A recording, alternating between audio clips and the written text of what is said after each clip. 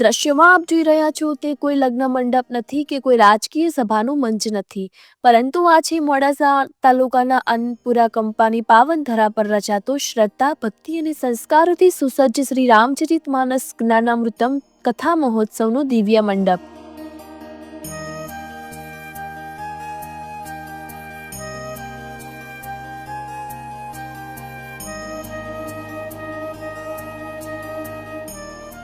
મોડાસા તાલુકાના આનંદપુરા કંપામાં વર્ષ 1971 બાદ લગભગ 54 વર્ષ પછી વર્ષ 2025માં ફરી એક વખત ઐતિહાસિક રામકથાનો ભવ્ય આયોજિત થવા જઈ રહ્યો છે, જે સમગ્ર પંથકમાં ધર્મ અને ભક્તિની સુવાસ ફેલાવશે।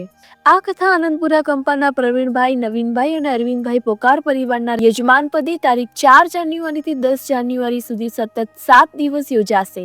પ્રસિદ્ધ કથાકાર સ્વામી જનાર્દન હરિજી મહારાજ શ્રી રામચરિતમાનસના પવિત્ર પ્રસંગો દ્વારા શ્રોતાઓને ભક્તિ અને જ્ઞાનની દિવ્ય વાણીથી ભાવવિભોર કરશે।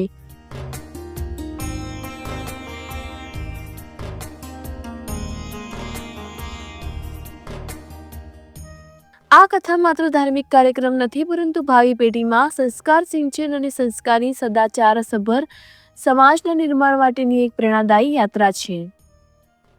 કથા મહોત્સવ માટેની તૈયારીઓ પણ એટલી જ ભવ્ય રીતે ચાલી રહી છે।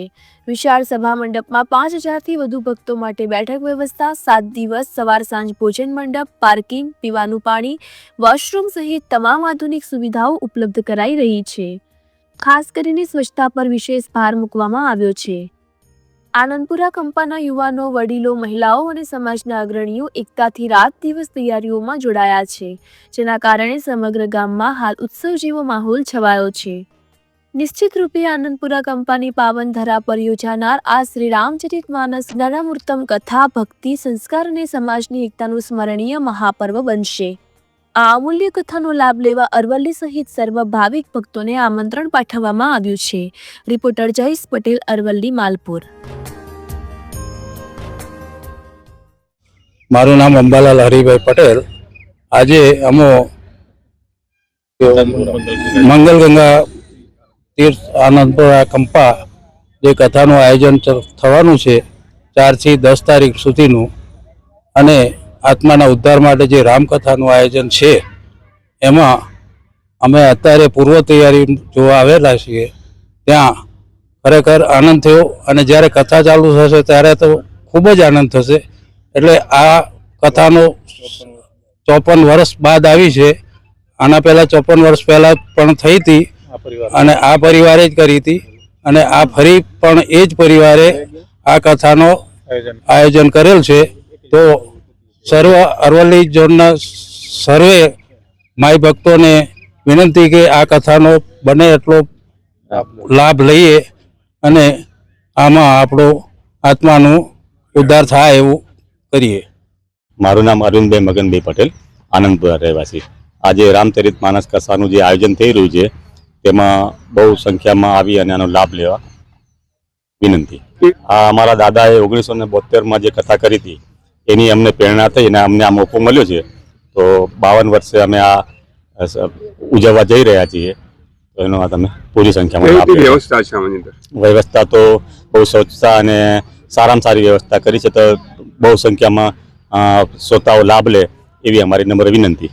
શ્રોતાઓ માટે તો બેસવાની ખુરશીથી સરસ વ્યવસ્થા કરી છે, અને એમને 2 ટાઈમ જમવાનું અને સારું એવું વ્યવસ્થા કરી। સ્વચ્છતા ઉપર બહુ ધ્યાન રાખ્યું। આનંદપુરા કંપાનો અમને શરૂઆતથી પૂરેપૂરો સાથ અને યુવાન શક્તિનો પૂરેપૂરો સહકાર મળી રહ્યો છે, અને અમારા જે પરિવાર છે એના તરફથી અને ગામના અને જે અમારે જે સંખ્યા છે સારી રહે, બધાનો સાથ સહકાર મળી રહ્યો છે। બહુ સંખ્યામાં જે લોકો આ સાથ સહકાર લે અને જે કથાનો બહોળી સંખ્યામાં લાભ લે એ જ અમારો ફળદાયી નીવડશે।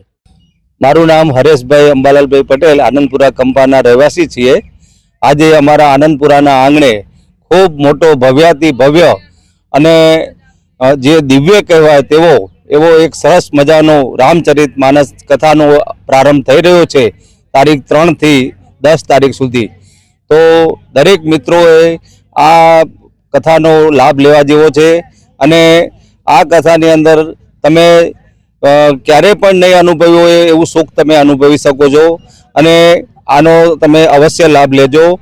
અત્યારે આનંદપુરા કંપાને આંગણે એક બહુ મોટો સરસ મજાનો જે પ્રોગ્રામ થઈ રહ્યો છે એની અંદર નાના ભૂલકાઓથી માંડીને મહિલાઓ, બાળકો, યુવાનો અને વડીલો સર્વે ખૂબ તનતોડ મહેનત કરી રહ્યા છે. ખૂબ મોટો સમિયાણો બંધાઈ રહ્યો છે.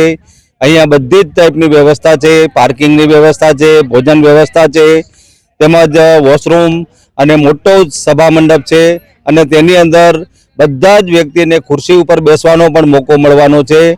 અને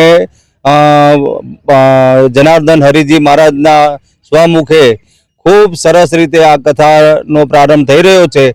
તો દરેક મિત્રોએ આજુબાજુની જનતાને પણ અમે અપીલ કરીએ છીએ કે તમે આ કથાનો અવશ્ય લાભ લેજો અને ખૂબ ખૂબ આ જ્ઞાન ગંગાની અંદર નાહવાનો મોકો મળ્યો છે. તો આપ આ મોકો ચૂકશો નહીં અને ખૂબ તમે આનો લાભ લેજો અને આજુબાજુ પણ તમે કહેજો અને સૌ અહીંયા આનંદપુરાના આંગણે તમે પધારજો.